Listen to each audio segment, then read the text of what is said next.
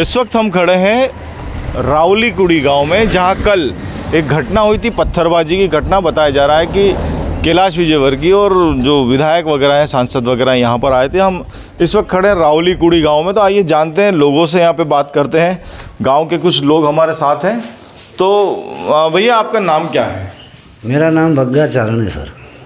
बग्गा भाई चारण। ठीक है। कल जो मामला हुआ है उस बारे में आप क्या सोचते हो, क्या कहें? सर, हमारा तो कोई पार्टी से कोई लेना देना नहीं है, कोई सी पार्टी से नहीं।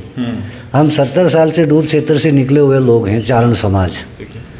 तो 70 साल से यहाँ बच्चे हुए हैं, हमारी जगह है यहाँ, तो उसको हम हाथ से जोत रहे हैं। 50 साल से खाने कमाने के लायक हमने उसको हाथ जोत के किया है।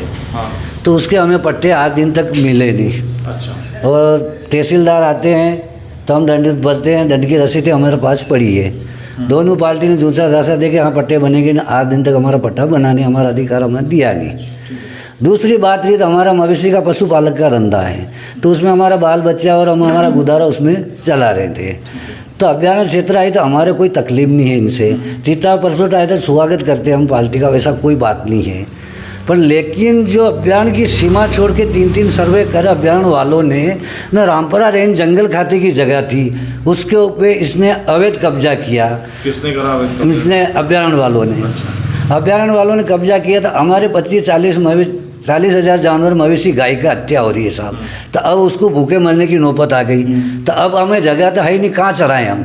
तो हमें उसी लिए परेशान हैं, उसका लिए हमारा विरोध हो रहा है कि प्रशासन से हाथा जोड़ी करके हम विनती कर रहे हैं कि हमारी गायों के गौ माता के लिए कुछ छोड़ा जाए। बताइए, अभी जो कुछ लोगों को जैसे यहाँ पे जानकारी मिली, कुछ लोगों को अभी थाने में बिठा रखा है जी। तो कौन लोग हैं, वो कहाँ है, आपको क्या जानकारी? ये हमारा साहब, हमारे यहाँ यात्रा निकली थी, तो हमारे यहाँ तो उसका स्वागत किया और यहाँ से आगे जाके दुर्घटना हुई। थोड़े आगे ये चारण बस्ती है और उधर वो गुजर लोग की बस्ती है, सब लोग रहते हैं मतलब। तो उसके आगे गांव में क्या हुआ हमें पता नहीं। हमने सुना है कि वहाँ ऐसा ऐसा झगड़ा हुआ, अब किसने किया नहीं किया हमें पता। आपका नाम क्या है? मेरा नाम बग्गा भाई चारण है सर। ठीक है। तो इस समय हम सुन रहे थे बग्गा भाई चारण को, जो इसी गांव में रहते हैं। आपको बताना चाहूँगा कि जो ये गांव है, इसके दो उसमें बटा हुआ, ये गांव 2 हिस्सों में बटा हुआ है। एक चारण कॉलोनी ये है और एक उधर वो कौन सी कॉलोनी है? गुजर लोगों की वो कॉलोनी। तो चारण कॉलोनी और गुजर लोगों के एक बेल्ट में ये बटा हुआ है।